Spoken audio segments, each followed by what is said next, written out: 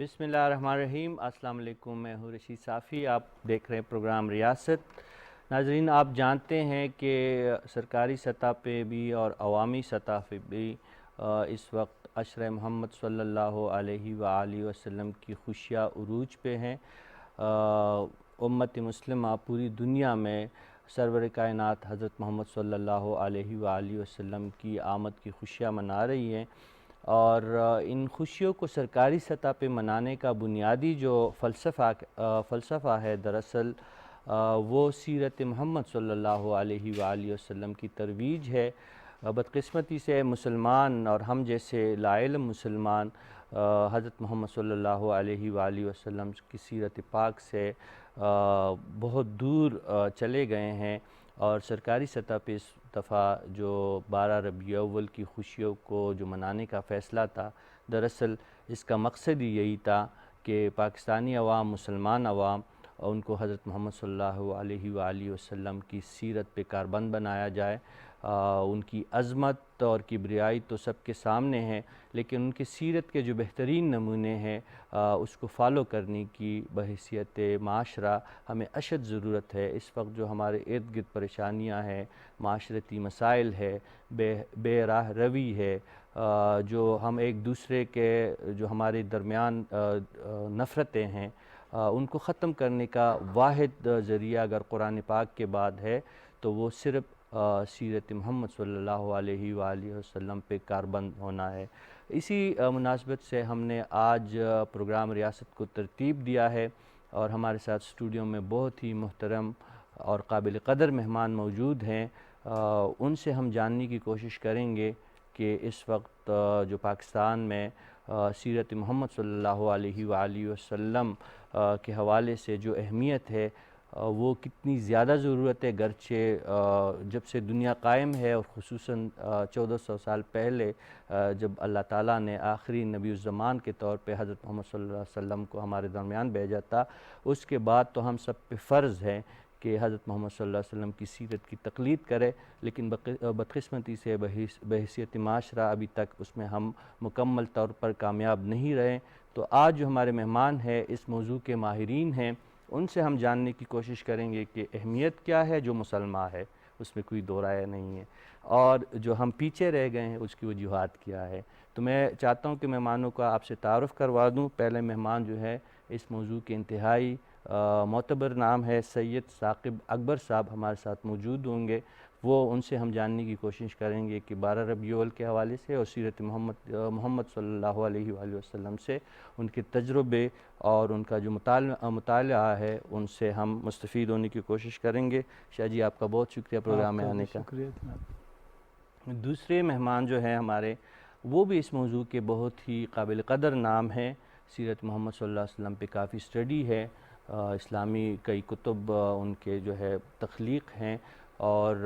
ان سے ہم وقتاً فوقتاً سیکھتے بھی رہتے ہیں، ان کو سنتے رہتے ہیں، ان سے مستفید ان کے علم اور تجربے سے ہوتے رہتے ہیں۔ محمد اسرار مدنی صاحب تشریف رکھتے ہیں۔ مدنی صاحب، آپ کا بھی بہت شکریہ، آپ پروگرام میں تشریف لائیں۔ تیسری جو ہمارے جو تیسرے مہمان ہے وہ بھی کسی تعارف کی محتاج نہیں ہے۔ ان کا پارلیمنٹیرین رہی ہے، پارلیمنٹ کا بھی ان کا تجربہ ہے، لیکن یہاں پہ جو آج ان کو ہم نے زحمت دی ہے، ان کی جو دینی خدمات ہے یا جو دینی طور پہ انہوں نے خصوصاً سیرت محمد صلی اللہ علیہ وآلہ وسلم پہ جو کام کیا ہے، اس حوالے سے آج ہم نے ان کو زحمت دی، اور ہم ان سے جاننے کی کوشش کریں گے کہ سیرت محمد صلی اللہ علیہ وآلہ وسلم پہ ہم کس طرح کاربند ہو سکتے ہیں اور کس طرح مستفید ہو سکتے ہیں۔ عائشہ سیدہ صاحبہ ہمارے ساتھ موجود ہوں گی۔ عائشہ بھی آپ کا بھی بہت شکریہ۔ میں چاہوں گا شاہ صاحب کہ آپ سے ہی آغاز کروں۔ آپ کو علم ہے کہ اس وقت سرکاری سطح پہ پاکستان میں عید میلاد النبی صلی اللہ علیہ وآلہ وسلم کی خوشیاں منائی جا رہی ہے۔ بہت اچھا اقدام ہے، سرکاری سطح پہ بھی اور عوامی سطح پہ بھی اس عید کو ہمیں منانا چاہیے، لیکن جو بنیادی فلسفہ ہے وہ شاید تہواریں تو ہم منا لیتے ہیں، لیکن ان تہواروں کے اور ان رسومات کے پیچھے جو فلسفہ ہوتا ہے اس سے ہم سم ٹائم پیچھے رہ جاتے ہیں۔ اس وقت آپ ہماری رہنمائی کریں، ایک تو جو سرکاری سطح پہ جو اقدام اٹھایا گیا ہے وہ کتنا اچھا اقدام ہے، اور دوسرا جو ہم بحیثیت معاشرہ حضور صلی اللہ علیہ وآلہ وسلم کی تعلیمات کو اپنی زندگی میں مکمل طور پر لانے میں ناکام رہے ہیں، وجوہات کیا ہیں؟ بسم اللہ الرحمن الرحیم۔ ایک تو میں آپ کو مبارکباد پیش کرتا ہوں اور آپ کے توسط سے ساری امت کو، انسانیت کو حضور صاحب الاولاق رحمت اللہ عالمین کی تشریف آوری پر کہ آپ کے آنے سے جو ہے وہ دین اور معرف دینی اور خدا شناسی کی یہ جو روایت شروع ہوئی تھی انبیاء سے، وہ اپنے کمال و تمام تک پہنچی اور ابھی تک آپ کا فیض جو ہے وہ جاری ہے۔ جیسے ایک کہتے ہیں لہریں ہوتی ہیں کسی سمندر کی، وہ اٹھتی ہیں اور پھر رک جاتی ہیں، نبی پاک کا وجود خیر و برکت کی ایسی لہروں سے عبارت ہے کہ جو آج بھی پوری یعنی طاقت اور توانائی سے اٹھتی ہیں اور آگے کی طرف بڑھتی ہیں اور انسانیت کو فیض پہنچاتی ہیں۔ آپ نے بڑے اچھے ساتھی آج ہمارے پینل میں رکھے، واقعاً اس قابل ہیں کہ ان سے استفادہ کیا جائے۔ حضرت صلی اللہ علیہ وآلہ وسلم پیدا ہوئے تو آپ کے والد گرامی وفات پا چکے تھے، حضرت عبداللہ۔ آپ کے دادا بزرگوار جو ہے وہ اس ولادت کے موقع پہ جب گھر میں تشریف لائے بی بی آمنہ علیہ السلام کے پاس، تو بی بی نے بچے کو تیار کر کے کپڑے میں لپیٹ کے تو آپ کو دیا۔ تو حضرت جو عرب کی روایت تھی، تو عبد المطلب جو ہے اس کو لے کے تو خانہ کعبہ کی طرف آئے کہ اپنے اس پوتے کو جو ہے یتیم پوتے کو طواف کروایا جائے۔ تو وہاں اور بھی سرداران، اصل بڑے سردار تو عبد المطلب خود تھے، جی بذات خود ہاں تھے، جی خود، باقی بھی سردار بیٹھے تھے۔ تو انہوں نے اپنے سردار سے پوچھا کہ یہ کون ہے، کیا ہے؟ تو آپ نے فرمایا یہ عبداللہ کا بیٹا ہے، میرا پوتا ہے۔ انہوں نے کہا کہ اس کا کیا نام رکھا؟ تو آپ نے بے ساختہ کہا محمد۔ اب یہ سب لوگ کو پتہ تھا چونکہ عرب تھے کہ یہ کیا لفظ ہے، جی محمد یعنی نام تھا۔ ہاں، تو انہوں نے کہا کہ محمد کا معنی وہ جانتے تھے کہ جس کی بہت زیادہ مبالغے کی حد تک تعریف کی جائے۔ تو آپ نے ان کی طرف دیکھ کے تو کہا کہ مجھے امید ہے اس کی بہت تعریف کی جائے گی۔ یعنی خود یہ نام ایک معجزہ ہے، یہ ایک پیغام ہے کہ آنے والا ایک ایسا وجود ہے کہ جس کی ہمیشہ رہتی دنیا تک بہت زیادہ تعریف کی جائے گی۔ محمد کا معنی یہ ہے۔ اچھا یہاں پہ ایک بات کہوں کہ جو تعریف ہوتی ہے وہ خیر کی ہوتی ہے، خوبی کی ہوتی ہے، اچھائی کی ہوتی ہے، حسن کی ہوتی ہے، ہاں حسن کی ہوتی ہے، جمال کی ہوتی ہے۔ یعنی اس کا مطلب یہ ہے کہ آنے والا ایک ایسا بچہ آیا ہے جو خیر و خوبی و بھلائی کا جو ہے وہ سرچشمہ ہوگا۔ تو اس ایک نام کے ساتھ بہت ساری پیشگوئیاں اور آنے والے بچے کا تعارف جو ہے وہ وابستہ تھا۔ جیسا کہ آپ کے اوپر نازل ہونے والی کتاب کا نام قرآن ہے، قرآن کا معنی ہے جو بہت زیادہ پڑھے جانے والی کتاب ہو، یہ بہت زیادہ جس کو پڑھا جائے، قرأت کی جائے، تو وہ بھی جو ہے وہ صیغہ ہے مبالغے کا۔ محمد بھی مبالغے کا صیغہ ہے، جو مختلف شکلیں ہیں مبالغے کی شکل۔ تو آپ پر نازل ہونے والی کتاب بہت زیادہ پڑھی گئی ہے اور پڑھی جا رہی ہے، اور آپ کی تعریف پوری دنیا میں۔ اچھا میں یہاں پہ یہ عرض کروں کہ اگر ہم سمجھ لیں کہ آپ سے وابستہ، آپ کا جو سوال کا دوسرا حصہ، اگر ہم سمجھ لیں کہ آپ سے وابستگی کا مطلب خیر سے وابستگی ہے، آپ سے وابستگی کا مطلب اچھائی سے، صداقت سے، امانت سے، دیانت سے، ایک نقطے کو اگر سمجھا جائے تو جو میرے سوال کا دوسرا حصہ ہے تو اس سوال کرنے کی گنجائش ہی باقی نہیں رہتی۔ تو اگر آپ کے ساتھ اس طرح سے سمجھا جائے کہ آپ کو ماننے، آپ سے محبت، آپ پر ایمان لانے کا مطلب ہی ہے کہ خیر پر ایمان لایا جائے، بھلائی پر ایمان، اور اگر وہ یہ سوچ کے ہم نے ایمان لائے ہو نا تو پھر ہمارے وجود پر اس کا اثر ہو۔ ایسا نہیں ہونا چاہیے کہ ہم صرف اس لیے آپ سے پیار کریں کہ ہمارے ماں باپ نے بتایا ہے، یہ معاشرے میں، یعنی مسلمان بھی ایسا نہیں ہونا چاہیے، عمل کر کے دکھانا ہے۔ اگر ہم نے واقعی حضرت محمد صلی اللہ علیہ وآلہ وسلم سے اپنی انسیت کا اور اپنی محبت کا اظہار کرنا ہے تو ان کے اسوہ پہ ہم نے عمل کرنا ہے۔ مدنی صاحب، آپ سے میں نے یہ جاننا ہے کہ جس طرح شاہ جی نے کہا حضور صلی اللہ علیہ وسلم تو سراپائے رحمت اور سراپائے نیکی اور سراپائے خوبی جو بھی نیکی اور اچھائیوں کے جو بھی پیمانے ہیں اس سے بڑھ کے ان کی ذات اور ان کی جو صفات ہیں. میں آپ سے یہ جاننا چاہوں گا کہ جب حضرت محمد صلی اللہ علیہ وآلہ وسلم کو اللہ تعالیٰ نے قرآن میں ہی بتایا ہے کہ میں نے رحمت للعالمین بنا کے بھیجا ہے، آپ مجھ سے بہتر جانتے ہیں کہ عالم اللہ تعالیٰ کے سوا تمام کائنات کو جس میں احاطہ ہوتا ہے، نہ صرف ہم انسانوں کے لیے، ہم مسلمانوں کے لیے، بلکہ عالمین کے لیے ہے. یہ فلسفہ کیا ہے؟ اتنا بڑا رتبہ، اتنی بڑی ذمہ داری، اتنی بڑی خوبی کسی انسان میں کیوں کر اللہ تعالیٰ نے عطا نہیں کی؟ یہ بہت ایک اہم سوال ہے، اور آپ نے دیکھا ہوگا کہ ہم نماز میں جب سٹارٹ کرتے ہیں تو ہم شروع آغاز اس آیت سے کرتے ہیں کہ الحمدللہ رب العالمین، کہ تمام تعریف اس ذات کی ہے جو تمام کائنات کا رب ہے. تو اسی طرح اب اس رب نے اس امت کی ہدایت کے لیے جو آخری نبی بھیجنا تھا، اور ظاہر ہے کہ وہ سب سے آخری نبی ہے، اس کے بعد کوئی نبی آنے والا نہیں تھا، تو اس کو تمام عالم کے لیے ہی رحمت بنا کر بھیج دیا. اور اگر آپ اس کو دیکھیں گے کہ حضور صلی اللہ علیہ وسلم کی سیرت طیبہ، سیرت مبارکہ پہ آپ نظر دوڑائیں گے تو آپ کو اس کے بے شمار مثالیں ملیں گی کہ بچوں کے ساتھ ان کے حسن سلوک کے واقعات بے شمار ہیں، جی ہاں. بے تکلفی کے واقعات، خواتین کے ساتھ یعنی ان کی عزت و احترام. حضرت فاطمہ رضی اللہ تعالیٰ عنہ جب وہ تشریف لاتی تو حضور صلی اللہ علیہ وسلم کھڑے ہوتے تھے، حالانکہ اس کی بیٹی تھی، چھوٹی تھی، ہم تو کہتے ہیں کہ چھوٹوں کے ساتھ، تو وہ ایک احترام خواتین کی حد تک. پھر انسانوں سے تو کیا، جانوروں سے، پودوں سے، چرند پرند سے ان کی اور محبت یہ کا اور پھر عالم. دلچسپ یہ ہے کہ اس پہ علامہ صاحب بھی آگے گفتگو کریں گے کہ بہت جانور شکوہ لے کے آتے تھے حضور صلی اللہ علیہ وسلم کے پاس کہ میرے ساتھ ظلم ہو رہا ہے، میرے ساتھ مر. تو اس کا یہ تھا کہ اور وہ اس کی زبان سمجھتے تھے، وہ اس کے درد کو سمجھتے تھے، اور لوگوں میں یہ ایک فیلنگ تھی کہ یہ جو بندہ ہے یہ سنے گا بھی اور یہ تعاون بھی کرے گا، مدد بھی کرے گا، یہ اللہ کی طرف سے ایک رحمت ہے. مثلاً ایک خاتون یعنی بہت پہلی کی بات ہے جب ان کا زیادہ چرچا نہیں تھا، اور وہ جا رہے تھے کہیں، ایک خاتون کے پاس کوئی سامان تھا تو وہ اس کے ساتھ مدد کے لیے گئی اور ان کا تعاون کیا اور کئی مسافت ان کے ساتھ ایک ساتھ طے کیا.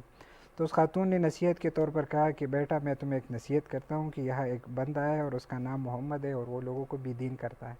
لہذا اس سے بچے رہو. تو حضور صلی اللہ علیہ وسلم نے فرمایا کہ وہ تو میں ہی ہوں.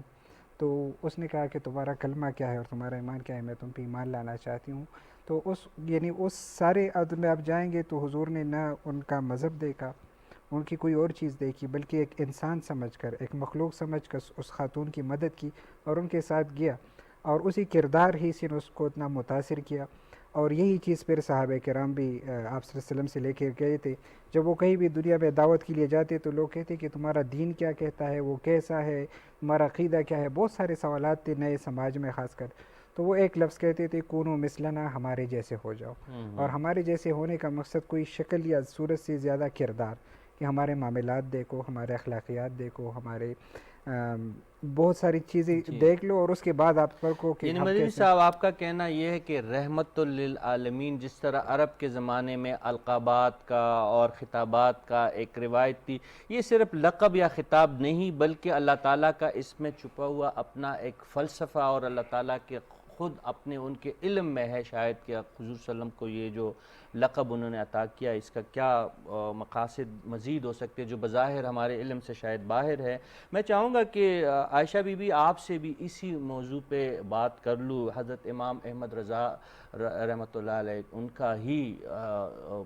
بیان ہے یا ان کا قول ہے کہ حضور صلی اللہ علیہ وسلم کو رحمت للعالمین کا جو درجہ دیا گیا ہے اس کا بہت بڑا پس منظر ہے، یعنی اللہ تعالیٰ کی ذات کے علاوہ وہ جتنی بھی عالمین ہے ان کے لیے رحمت ہے.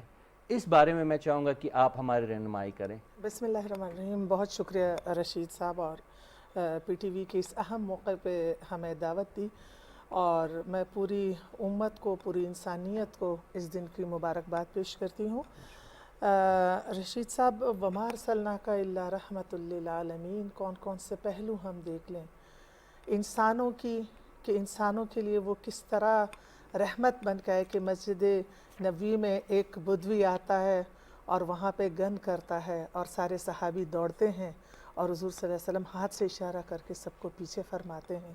اور جب وہ فارغ ہو جاتا ہے تو حضور صلی اللہ علیہ وسلم پانی کا ڈول منگواتے ہیں اور پانی اس پہ ڈال دیتے ہیں اور بڑے پیار سے اسے سمجھاتے ہیں کہ آئندہ ایسا نہیں کرنا۔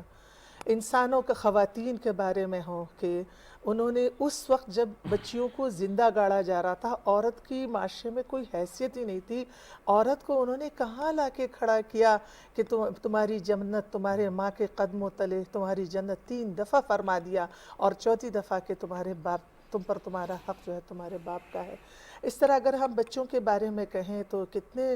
واقعات ہمیں ملتے ہیں کہ انہوں نے بچوں سے کتنے پیار محبت کے جو ان کا سلوک تھا اپنے نواسوں کے ساتھ کہ وہ جب نماز پڑھتے تھے وہ ان کے کندھوں پہ ہوتے تھے۔ اس طرح اگر ہم جانوروں کے بارے میں کہ ایک دفعہ صحابہ سفر پہ جا رہے تھے اور ایک اونٹ تھا، ایک اونٹ سے وہ لوگ کام لے رہے تھے اور وہ بیمار تھا، تو حضور صلی اللہ علیہ وسلم نے اس کو دیکھا اور کہا کہ دیکھو جب تک تم اس کو پیٹ بھر کے کھلا نہ دو، اس کا پیٹ جو ہے کمر سے چپکا ہوا ہے، جب تم اس کو پیٹ بھر کے کھلا نہ دو اور اس کا جو بیماری ہے اس کو دیکھ نہ لو، اس وقت اس سے کام نہ لینا۔ اس طرح فرمایا ہے کہ جب جانوروں کو ذبح کرو تو ان کے سامنے چھری کو تیز مت کرو اور ان کو پہلے کھلا پلا دیا کرو۔ اس طرح ہم غزوہ خیبر پہ دیکھتے ہیں کہ جب خیبر کے لیے وہ دستوں کو بھیج رہے ہوتے ہیں تو فرماتے ہیں کہ دیکھو درختوں کو مت کاٹنا، جیسے انوائرمنٹ کے حوالے سے اگر ہم دیکھیں نا، آج جا کے دنیا کو سمجھ آئی کہ انوائرمنٹل ایشو کیا ہے اور درخت کی اہمیت کیا ہے۔ پانی کے حوالے سے حضور صلی اللہ علیہ وسلم نے فرمایا کہ دیکھو تم جب پانی استعمال کرو تو اتنا کہ تم سے حساب کتاب کیا جائے گا، یعنی جتنا بھی تم وہ جب استعمال کرتے تھے احتیاط سے استعمال کرتے تھے۔ تو اس طرح سے ہر لحاظ سے اگر ہم دیکھیں، چاہے وہ بے دین ہو، جو ان کے ساتھ ایک یہودی غلام تھا اور جب وہ بیمار ہو گیا اور وہ بیمار پرسی کے لیے گیا اور اس کے سر پہ ہاتھ پھیرا اور اس نے کہا کہ میں کلمہ مجھے پڑھائیں، اور وہ مسلمان ہو گیا، اپنے باپ کی طرف دیکھا اور وہ مسلمان ہو گیا۔ ہر لحاظ سے حضور صلی اللہ علیہ وسلم آج کی دنیا میں، رشید صاحب آپ دیکھ لیں، دنیا میں جہاں پہ بھی انسانیت آج تڑپ رہی ہے، دیکھیں دنیا کے قوانین بنے، بہت سارے قوانین بنے، اور وہ قوانین 100 سال 200 سال 300 سال تک، لیکن جا کے ناکام ہو گئے۔ کتنے ہمارے سامنے قوانین بنے مختلف، وہ ختم ہو جاتے ہیں، لیکن ایک جو اللہ کا نظام ہے کہ هو الذی ارسل رسولہ بالہدی ودین الحق لیظہرہ علی الدین کلہ ولو کرہ المشرکون۔ اللہ وہ ذات ہے جس نے محمد الرسول اللہ صلی اللہ علیہ وسلم کو بھیجا ہدایت کے ساتھ، دین حق کے ساتھ، یعنی وہ حق جس پہ یہ پوری کائنات پیدا ہوئی ہے، یہ پورا نظام پیدا ہوا ہے، یہ انسان پیدا ہوا ہے، وہ نظام کہ اس انسان کی، اس پوری دنیا کی بھلائی اور خیر اسی میں ہے کہ اس حق کو قبول کر لے اور انسانیت سکون سے ہو جائے، مخلوقات ساری سکون سے ہو جائے۔ اسلام جو ہے وہ ایک امن کا پیغام ہے دنیا کے لیے، وَمَا أَرْسَلْنَاكَ إِلَّا رَحْمَةٌ لِّلْعَالَمِينَ۔ اگر آپ انفرادی انسان کا جو انفرادی زندگی ہے اس کو دیکھ لیں، آپ اللہ سے دور ہوتے ہیں، دنیا میں بھٹک کے رہ جاتے ہیں۔ اپنے خاندانی لحاظ سے دیکھیں دنیا نے کیا کیا نظام بنائے، کس کس کو کیا کیا حقوق دیے، لیکن اللہ نے جو حقوق دیے اور ہمارا جو آئلی سسٹم بنایا ہے، کس طرح ہمیں اسٹرانگ اور پرسکون، ہمارے بڑھاپے میں بھی عزت، ہمارے بچپن میں بھی عزت۔ اس طرح اگر ہم ریاستی سطح پہ دیکھ لیں تو پوری دنیا کے لیے دیکھیں کہ جہاں پہ بھی قومیں ہیں، جب وہ ترقی کرتی ہیں، آگے جاتی ہیں، اپنے ملک کے لیے سوچتی ہیں، لیکن اپنی ترقی کے لیے بہت سارے لوگوں کو کچل دیتی ہے، لیکن اسلام جو ہے وہ بڑے امن کے ساتھ، ایسا نہیں ہے، اور حضور صلی اللہ علیہ وسلم کی ذات تو ان تمام چیزوں کے لیے بہت ہی اعلیٰ نمونہ ہے، تھا اور رہے گا رہتی دنیا تک۔ شاہ جی ایک جو بی بی نے بھی ذکر کیا، میں چاہوں گا کہ حضور صلی اللہ علیہ وسلم کی جو باقی صفات تھے یا ان کی سیرت کے جو باقی پہلو اس پہ بھی بات کریں گے، لیکن میں چاہوں گا کہ جو اللہ تعالیٰ کے 2 صفاتی نام جو ان سے، یعنی رحیم اور رحمان، اور پھر حضور صلی اللہ علیہ وسلم کو بھی رحمت للعالمین کا ایک درجہ دینا، یہ بہت ہی عام، جیسے مجھ جیسا لا علم اور کم علم جو مسلمان ہوتے ان کے لیے بہت ہی اس بات کو سمجھنے کی ضرورت ہے۔ آپ ہمیں اپنے علم اور تجربے کی بنیاد پہ بتائیں کہ اللہ تعالیٰ نے اپنے صفات جو ہے رحمان اور رحیم کے، پھر اپنے نبی کو وہ اس القاب سے اور ان خطابات سے نوازنا، بہت ہی پیچیدہ سی ایک بات ہے جو ہم جیسے لوگوں کو سمجھنے کی ضرورت ہے۔ بہت ہی اہم سوال ہے، کوئی تھوڑا سا فلسفی بھی ہے، عقیدتی سے بڑھ کر، یعنی چیزوں کو سمجھنے کے لیے. دیکھیں نبی پاک صلی اللہ علیہ وآلہ وسلم کی ایک حدیث ہے کہ آپ نے فرمایا کہ اپنے اندر اللہ کی صفات پیدا کرو، یعنی وہ کریم ہے تو تم بھی کریم ہو جاؤ. ماشاء اللہ. جی، اور وہ لوگ اچھا یہ گتھی سلجھا دی، حضور صلی اللہ علیہ وسلم نے اپنے تعلیمات میں بتا دی. وہ ستار ہے جی کہ تم بھی لوگوں کے عیبوں میں پردہ ڈالو. ماشاء اللہ. وہ غفار ہے تو تم بھی لوگوں کی غلطیوں کو معاف کر دو. ماشاء اللہ. یعنی اس طرح نبی پاک کو نے یہ بات سمجھائی کہ اللہ کی صفات اپنے اندر پیدا کرو. جب آپ ہمیں یہ کہہ رہے ہیں تو آپ کو تو بدرجہ اتم اللہ کی صفات جلال و جمال کا آئینہ ہونا چاہیے. آپ کو بدرجہ اتم اسماء الہی کا مظہر ہونا چاہیے. ماشاء اللہ. جی، جب دوسروں سے کہہ رہے ہیں تو ان میں سے اس صفت میں سب سے زیادہ جس صفت کا قرآن حکیم میں اللہ کے حوالے سے ذکر ہے وہ یہی رحمان اور رحیم ہے. 114 مرتبہ یہ قرآن شریف میں ہم پڑھتے ہیں پورا، یعنی بسم اللہ الرحمن الرحیم الحمدللہ سے لے کے تو ہر ایک سورہ توبہ کے شروع میں نہیں ہے. نبی پاک کے زمانے سے یہ اسی طرح سے ہے. اگر یہ جزو ہو تب بھی، نہیں ہے تب بھی اسی طرح سے لکھا چلا آ رہا ہے. اور ایک اور مقام پر بھی ایک صورت میں شروع میں بھی یہ آیت آئی ہے، بیچ میں بھی ایک آیت آئی ہے جہاں پہ حضرت سلیمان علیہ السلام نے خط بلقیس کے نام لکھا. تو اس صفت کو اللہ تعالیٰ نے ایک عجیب انداز سے استعمال کیا. دیکھیں جو رحم کرتا ہے وہ رحیم ہے. آپ کے لیے رحمت کا لفظ یعنی سراپا رحمت ہی رحمت ہے. یہ اور بھی زیادہ جو لوگ اس کو علم معانی و بیان کو جانتے ہیں وہ سمجھتے ہیں کہ اس طرح کسی کی صفت کو بیان کرنا، اس کا مطلب ہے کسی کو کہیں یہ عقل ہی ہے، اس کا مطلب ہے سرتپا عقل ہے. تو آپ کے لیے رحمت کا لفظ استعمال کرنا بڑا معنی خیز ہے. دوسری ایک بات اس کے لغوی معنی میں ایک یہ بیان کیا گیا ہے کہ رحمت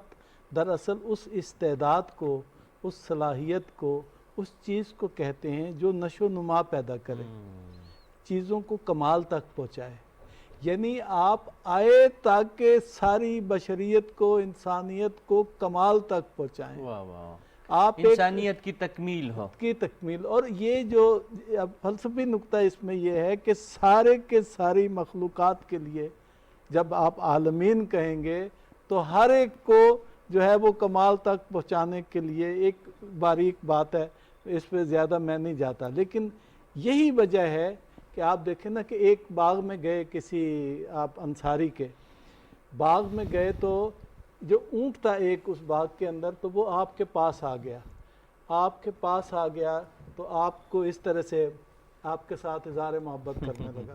آپ نے اس کے منہ پہ، گردن پہ ہاتھ پھیرا، دیکھا کہ اس کی آنکھوں میں آنسو ہیں. کہا اس کا مالک کہاں ہے؟ مالک بھاگا بھاگا آیا تو انہوں نے کہا کہ میں ہوں. تو آپ نے کہا کہ اس پہ شفقت کرو، یہ تمہاری شکایت کر رہا ہے کہ تم اس پہ ظلم کرتے ہو، اس کو کھانا پورا نہیں دیتے، اس سے کام زیادہ لیتے ہو. یہ یاد رکھو کہ جانوروں کے بارے میں اللہ تعالیٰ پوچھے گا. اب بات سمجھنے کی ضرورت ہے کہ وہ اس کی شکایت کو سمجھتے تھے، اس کی بات کو سمجھتے تھے، اور جانور کو، حیوان کو بھی پتا تھا کہ میں نے شکایت کہاں کرنی ہے. آپ یہ دیکھیں کہ حضرت علی علیہ السلام کہتے ہیں کہ جب پہلی وحی نازل ہوئی تو حرا سے جب نکلے میں آپ کے ساتھ ساتھ تھا. تو کہا جہاں سے میں گزرتا تھا شجر، حجر، کنکر، ہر ایک نبی پاک پہ چیز درود پڑتی تھی. اللہ تعالیٰ کہتا ہے یسبح للہ ما فی السماوات والارض، کہ جو کچھ آسمانوں اور زمین میں اللہ کی تسبیح کرتی ہے، لیکن تم اس کو سمجھتے نہیں. تو میں یہ کہتا ہوں کہ یہ بھی اللہ کی تسبیح کی ایک شکل ہے کہ ہر چیز آپ شاہ جی آپ نے بہت ہی آسان الفاظ میں ہمیں جو رحمان اور رحیم کا جو فلسفہ اور رحمت للعالمین کا جو فلسفہ سمجھایا. آپ کا بہت شکریہ. آپ نے بہت ہی جو عام انسانوں کے لیے اور عام مسلمانوں کے لیے بہت آسان کر دیا کہ خدا تعالیٰ اگر خود رحیم ہے تو انسانوں سے بھی چاہتا ہے کہ وہ دوسرے انسانوں کے ساتھ اچھا برتاؤ اور اچھے رحمت اور جو ہے نیکی کا اور شفقت کا اظہار کرے. آپ نے بہت ہی اچھے الفاظ میں اس کو جو ہے اور آسان الفاظ میں ہمیں سمجھایا. میں چاہوں گا مدنی صاحب آپ سے بھی تھوڑا سا رائے لے لوں اور آپ کے تجربے اور آپ کے جو اسٹڈی ہے اس سے ہم استفادہ حاصل کریں. ہم جانتے ہیں کہ حضرت محمد صلی اللہ علیہ وآلہ وسلم سے جتنی بھی انبیاء کرام اور رسول آئے تھے وہ خاص وقت کے لیے، خاص اقوام کے لیے اللہ تعالیٰ نے ان کو بھجوایا تھا، لیکن حضرت محمد صلی اللہ علیہ وآلہ وسلم کی فضیلت یہ ہے کہ ایک خاص یہ نہیں کہا ہے کہ صرف مسلمانوں کا، یا جو ہم موجودہ امتی جو بہت زیادہ فخر ہمیں محسوس ہو رہا ہے کہ حضرت محمد صلی اللہ علیہ وآلہ وسلم ہمارے ہی پیغمبر ہے اور ہونا بھی چاہیے، حضور صلی اللہ علیہ وسلم کی یہ فضیلت کہ وہ صرف ایک قوم یا ایک نسل یا ایک دور کے لیے رسول اور پیغمبر نہیں بھجوائے گئے تھے، یہ کتنی بڑی فضیلت اور کتنی بڑی اہمیت ہے انبیاء کرام کے درمیان۔ جی یہ ایک میں سمجھتا ہوں کہ یہ اتنی بڑی فضیلت ہے کہ خود حضرت عیسیٰ علیہ السلام جو کہ ایک نبی گزرے ہیں اور اور بہت پوری ہی جلیل دنیا القدر۔ قدر نبی گزرے ہیں، اور پوری دنیا میں جو موجودہ ایک بڑی مذہب مسیحیت جو دنیا کی سب سے اس وقت جو تعداد کے اعتبار سے لوگ ہیں، لیکن اس کے باوجود حضرت عیسیٰ علیہ السلام بھی اگر دنیا میں تشریف لائیں گے تو وہ حضرت محمد صلی اللہ علیہ وسلم کی اقتداء کریں گے اور اس کی پیروی میں، اور حضرت عیسیٰ علیہ السلام ہی ان کی امتی ہوں گے۔ بلکہ کچھ روایت میں تو یہاں تک آتا ہے کہ جب بہت سارے انبیاء کو پتہ چلا کہ حضور صلی اللہ علیہ وسلم جب دنیا میں تشریف لائیں گے اور اس کی یہ فضیلت ہوگی اور اس کی جو امت جو اس میں ایمان لائیں گے اس کی بھی یہ پوزیشن ہوگی، تو انہوں نے دعا کی اور خواہش کا اظہار کیا کہ کاش ہم بھی اس کے امتی ہوتے، اور کہا جاتا ہے کہ یہ دعا صرف حضرت عیسیٰ علیہ السلام کی قبول ہو گئی اور وہ اس کی امتی ہیں۔ چونکہ یہ مسلمانوں کا ایک اجتماعی عقیدہ بھی ہے، عقیدہ ختم نبوت کے حضور صلی اللہ علیہ وسلم کے بعد کوئی نبی نہیں آنے والا، تو قیامت تک یہی شریعت چلے گی، یہی ان کی تکمیل شریعت، یہ ساری تعلیمات ان کی چلیں گے اور اسی کی پیروی ہوگی، اور وہ سب سے آخری ہے۔ تو مطلب یہ ہے کہ ہماری اور اس امت پوری امت کی خوش قسمتی ہے کہ وہ سب سے آخری نبی کے پیروکار ہے، ان پر ایمان لے آئے، اور چونکہ حضور کا اس امت کے ساتھ جو تعلق تھا، جو لگاؤ تھا، وہ صرف اس کے کردار کے ساتھ ساتھ اگر آپ ان کی جو نجی زندگی ہے، ساری رات دعا کرتے، عبادت کرتے، روتے چیختے اللہ کی بارگاہ میں اس امت کے لیے مغفرت، اس کے لیے سکون، اگر ان کو پتہ چلتا کہ یہ مسائل ہیں تو وہ رب کے بارگاہ میں، یعنی بے شمار واقعات ہیں اس کی، یہ کوئی ایک نہیں ہے۔ یہ بھی ان کی کرم اور نوازش ہے کہ اللہ تعالیٰ کے سامنے اور اللہ تعالیٰ کی حضور ہم ان کی امتی ٹھہرے، یہ بھی حضور صلی اللہ علیہ وسلم ہی کی دین ہے اور انہی کی جو اللہ تعالیٰ نے ان کو جو ایک شرف حاصل، اور کچھ ایسی آفاقی تعلیمات بھی اس کے ساتھ چھوڑ فرمائے کہ وہ بہت زیادہ اہم ہے کہ ہر امتی کو ایک نصیحت کی اپنے آنے والے امتوں کو جو قیامت تک چلے گی اور اس کے زندگی پر اثر انداز ہوگی۔ جو رحمت کے حوالے سے علامہ صاحب نے بات کی تو مجھے یاد ہے مشہور حدیث ہے کہ حضور نے فرمایا تم زمین والوں پر رحم کرو، آسمان والا تم پر رحم کرے گا۔ تو یہ یعنی یہ پورا فلسفہ حیات انہوں نے ہمیں دی ہے، پورا فلسفہ حیات ہے۔ ناظرین، مدنی صاحب بہت تفصیل سے ہمیں بتا رہے ہیں کہ رحمت للعالمین کا دراصل فلسفہ کیا ہے، اور ہم جو حضرت محمد صلی اللہ علیہ وآلہ وسلم کے امتی ہے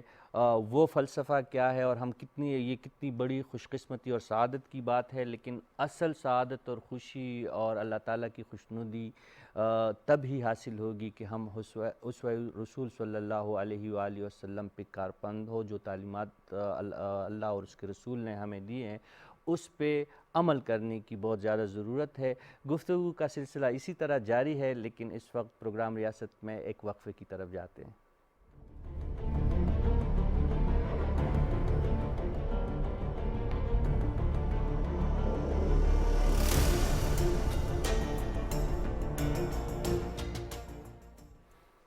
پروگرام میں ایک مرتبہ پھر خوش آمدید، اور میرے ساتھ مہمان موجود ہے، اور آج ہم بات کر رہے اسوہ رسول صلی اللہ علیہ وآلہ وسلم اور 12 ربیع الاول کی فضیلت پہ بات ہم کر رہے تھے۔ عائشہ بی بی، آپ کی طرف میں آنا چاہوں گا۔ اسوہ کے جو معنی ہے وہ آپ کو بھی پتہ ہے، اور دیکھنے والوں میں سے بھی بہت سارے لوگ ان سے واقف ہوں گے، لیکن جو اصل اسوہ حسنہ اور حضور صلی اللہ علیہ وسلم کی سیرت اور اسوہ پہ ہمیں کاربند ہونا ہے،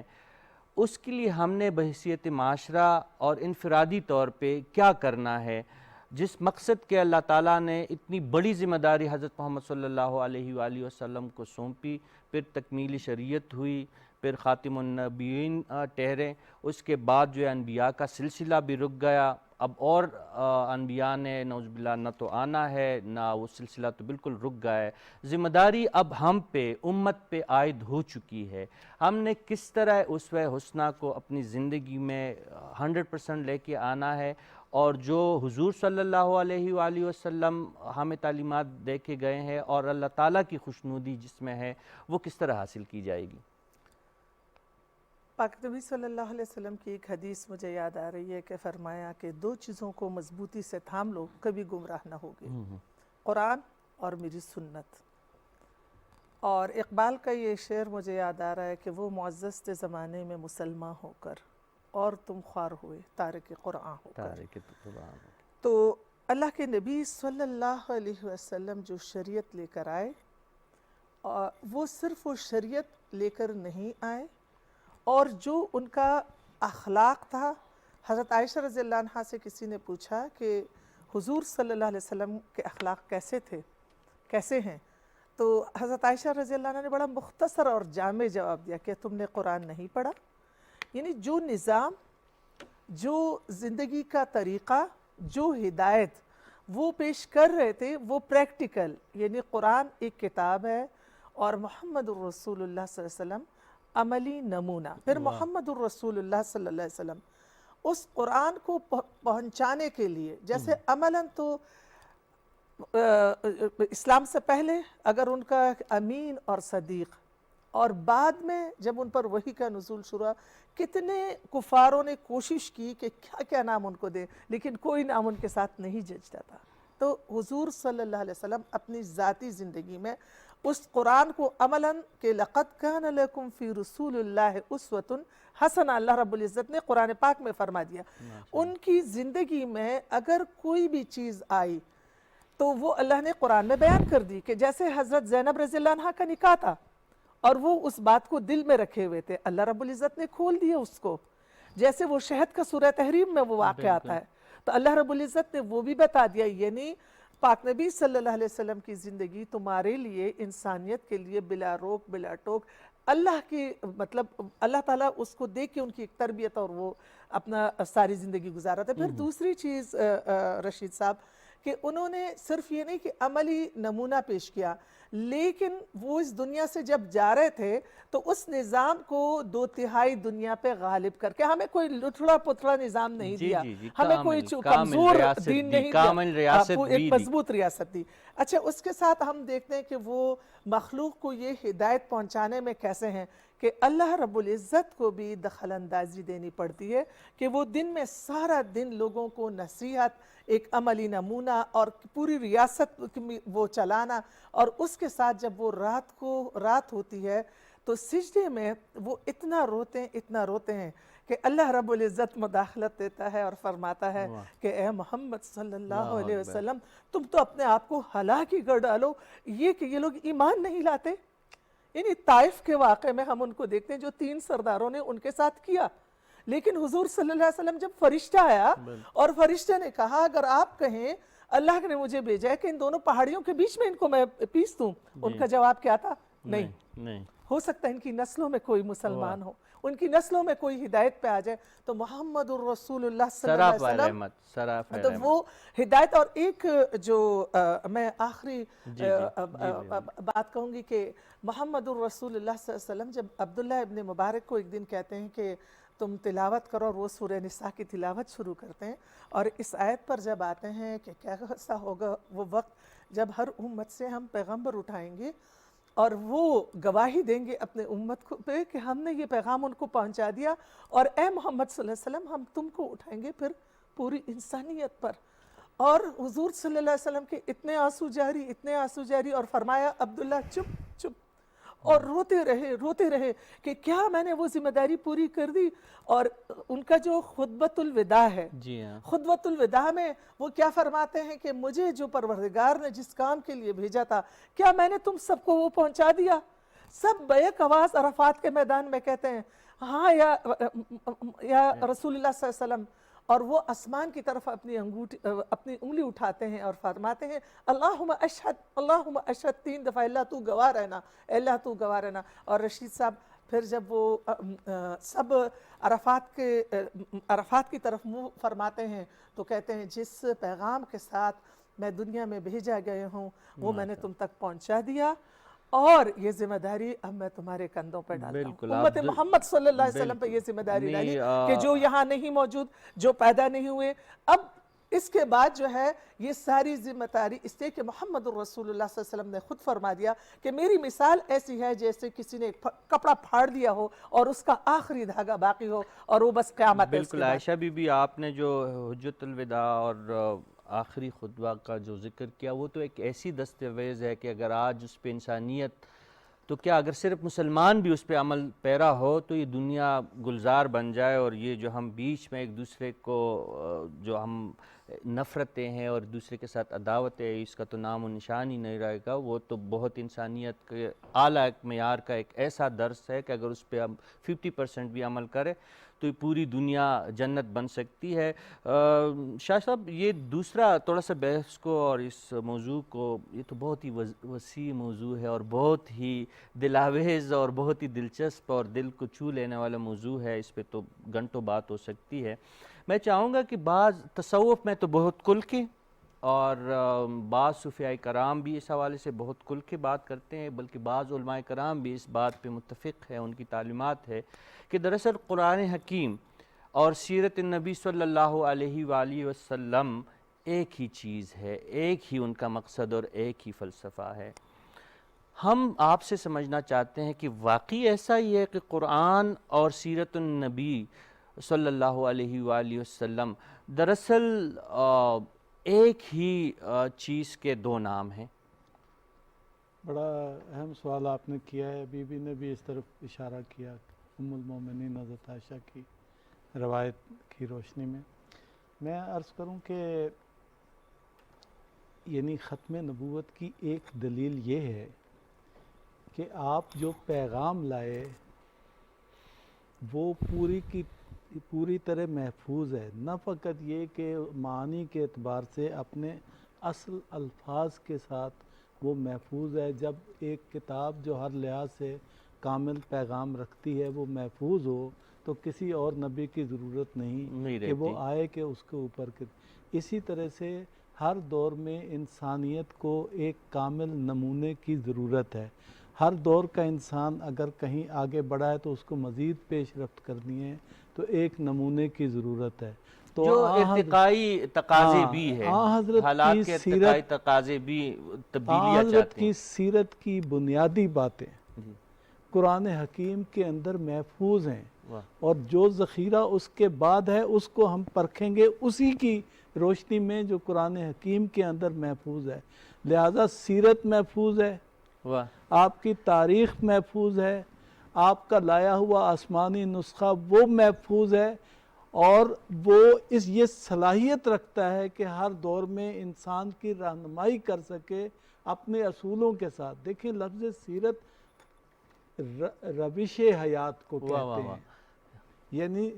سارا یسیر و عربی میں کہتے ہیں اس راستے پر یوں چلتے تھے۔ آپ کی سیرت کا مطلب ہے آپ کی روش حیات، یعنی ایک بات، بعض اوقات ہم کہتے ہیں نا ایک بات ممکن ہے کسی ایک فرد سے کہی ہو، لیکن سیرت اس میں سے تلاش کریں۔ مثلا کسی نے سے آپ نے فرمایا کہ روزہ کھلوانے کا اتنا ثواب ہے روزہ رکھنے والے جتنا،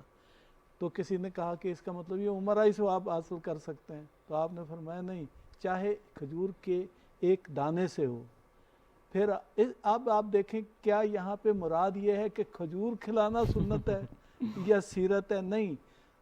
یعنی بھوکے کو کھانا کھلانا، روزے دار کو افطار فلسفہ کیا ہے یہ اس کے اندر جو ہے یہ ہمیں تلاش کرنا ہے۔ اگر کوئی عمل ہے یا سیرت کا کوئی حصہ ہے اس کا فلسفہ کیا ہے، اس کے اندر جو قانون موجود ہے، اس کے اندر جو اصول موجود ہے۔ اس لیے ایک نعرہ ہمارے نوجوان لگاتے ہیں، جو اسوائے رسول ہے ہمارا وہ اصول ہے،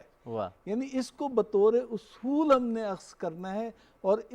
آپ کی زندگی کے اصولوں کے اندر یہ طاقت موجود ہے کہ ہر انسان کی رہنمائی کر سکے، ہر دور کی رہنمائی کر سکے ماشاء اور انسانیت کو ارتقاء اور کمال تک پہنچا سکے. آپ ہمیشہ سب سے اوپر ہیں, سب کو اسی چوٹی کی طرف جو ہے وہ واہ واہ واہ. بڑھنا ہے. آپ معراج کی عظیم منزلت پر فائز ہیں. ماشاء اللہ. مدنی صاحب مجھے پتہ ہے کہ آپ پشتو بھی سمجھتے ہیں, صوفی شاعر ہے رحمان بابا کہ صورت دا محمد نو پیدا کڑے بخدے نو دا دنیا. مفہوم زیادہ بہتر انداز سے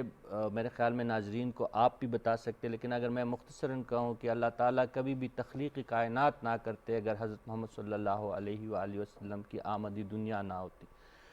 یہ فلسفہ جو ہے بہت ہی صوفیانہ اور تصوف, اور ظاہر رحمان بابا بھی خود تصوف کے بہت بڑے نام تھے اور بہت بڑے صوفی اور بزرگ انسان گزرے ہیں. ان کے فلسفے کو بہت سارے صوفی اور علماء کرام بھی ان کے رائے سے متفق ہیں.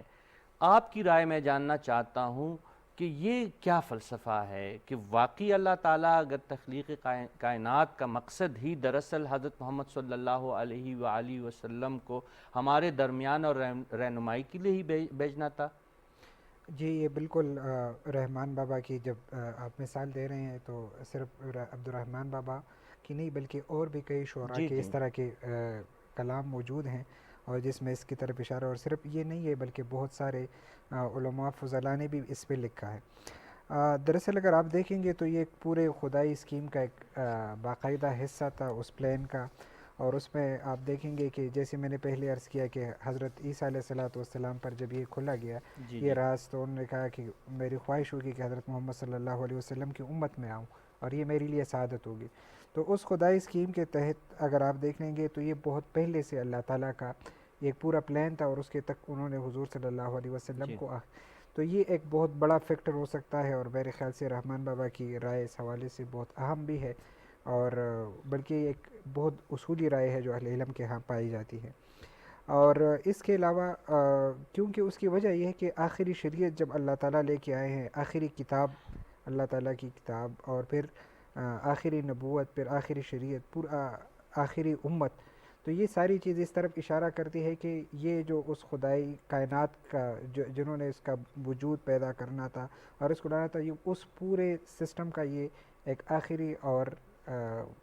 جامع حصہ تھا, اور وہ حضور صلی اللہ علیہ وسلم کی بعثت سے مکمل ہوا اور آپ کے آخری نبی سے, اور یہ جو اب چل رہی ہے اس کی آخری امت ہے. تو میرے خیال سے یہ اللہ تعالیٰ کے جو فلسفہ کائنات ہے اس کو پیدا کرنے, تخلیق آدم, ان ساری چیزوں میں یہ شامل ہے. ماشاء اللہ. عائشہ بی بی, ایک ماں کی حیثیت سے, بہن کی حیثیت سے, بیٹی کی حیثیت سے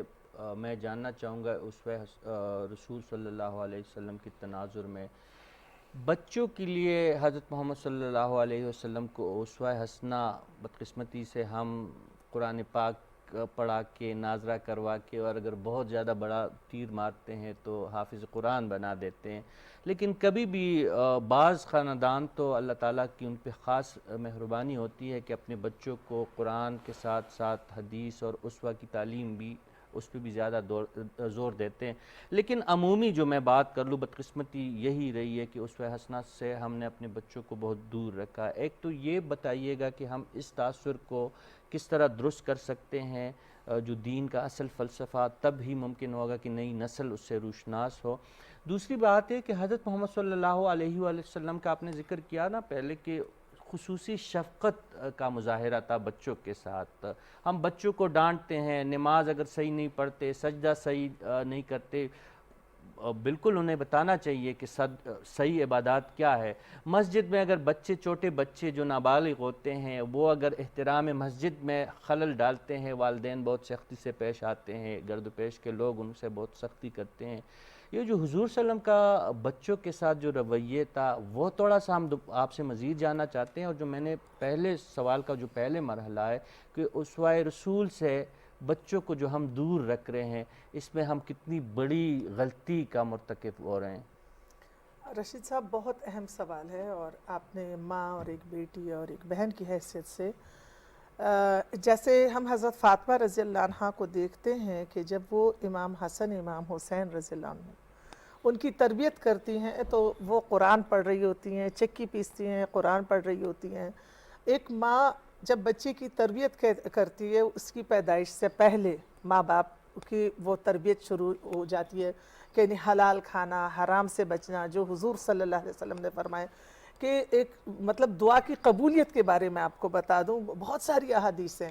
کہ کیسے اس شخص کی دعا قبول ہوگی کہ اس کے پیٹ میں حرام ہو، اس کا وجود حرام سے بنا ہو. تو باپ کی بھی ذمہ داری آ جاتی ہے اور ماں کی بھی ذمہ داری آ جاتی ہے. تو اس وقت سے حضور صلی اللہ علیہ وسلم نے نسل کی تربیت، پھر جب وہ بچہ پیدا ہوتا ہے اور وہ پلتا ہے، بڑھتا ہے، جو دودھ پیتا ہے اور جو ماں باپ کے رویے ہوتے ہیں گھر میں، وہ بہت زیادہ اثر انداز ہوتے ہیں. اس طرح رشید صاحب میں اس میں ذکر ضرور نانی دادی کا بھی کروں گی. ہمارے معاشرے میں جو نانی دادی کا رول ہوتا تھا، آج کے معاشرے میں وہ ختم ہو رہا ہے. مجھے یاد ہے جب میں چھوٹی تھی تو میری دادی رشید البیان پشتو کی ایک کتاب ہے، آپ لوگوں نے سنی ہے، وہ زبانی پوری ہمارے جو اسی طرح بزرگ خواتین ان کو وہ ازبر تھی، وہ زبانی یاد. رشید البیان سب کو یاد تھا. اچھا، ہمیں نماز ہماری دادی نے پڑھائی ہے، ہمیں جو ہے ساری دعائیں، آیت الکرسی، سورہ ملک، سورہ یاسین، وہ دادی نے حفظ کرائی ہیں. یہ ہمیں مطلب 9-10 سال کی عمر میں کرا دی تھی. تو ایک سوال جو ہے اس وقت جو ہے نانیوں اور دادیوں سے بھی ہے کہ آپ لوگوں کا رول کیا ہے؟ وہ تو انحطاط خاندان کا جو اوورآل ایک سیناریو بدقسمتی سے ہمارے معاشرے کا، تو اس کا ایک عنصر ہے، بہت بڑا ہے. اچھا، دوسرے پھر ماں پہ میں آؤں گی اور باپ پہ. ماں باپ کا رول جو ہے جیسے حضور صلی اللہ علیہ وسلم کی ایک حدیث ہے، بڑی تلخ حدیث ہے، لیکن میں اس کیمرے کے سامنے جو حضور صلی اللہ علیہ وسلم کی حدیث ہے کہ اللہ تعالیٰ دو شخص جو ہیں ان کی فریاد نہیں سنتا. ایک وہ جو قرض لیتا ہے اور اس کو لکھتا نہیں، اور ایک یہ کہ اس کی بیوی بد اخلاق ہے اور اسے طلاق نہیں دیتا. مطلب جہاں پہ آپ کے میاں بیوی کے کلیشز ہوں گے، وہ ڈیفینیٹلی اس بچے پہ اثر انداز ہوں گے، اس کی زندگی پہ اثر انداز ہوں گے، اور وہ معاشرے کے لیے ایک پرامن شہری اور ایک پرامن انسان نہیں بن سکتا. تو میاں بیوی پہ، ایک ماں پہ بھی بہت بڑا اس کا کردار ہے. پھر بہن بھائیوں میں وہ بھی ایک گھر کا ماحول جو ہے وہ تشکیل دیتے ہیں. اور ماؤں کا کردار جو ہے ایک یہ کہ وہ قرآن سے، جیسے ہمیں قرآن ہماری مائیں پڑھاتی تھیں، لیکن اب جو ہے وہ سارا قاری بہت اچھا ہے کہ قاری پڑھاتا ہے، قرات کے ساتھ پڑھا دیتے ہیں، یہ ہماری خوش نصیبی ہے. لیکن قرآن کے جو معنی ہے، اس کے مفہوم ہے،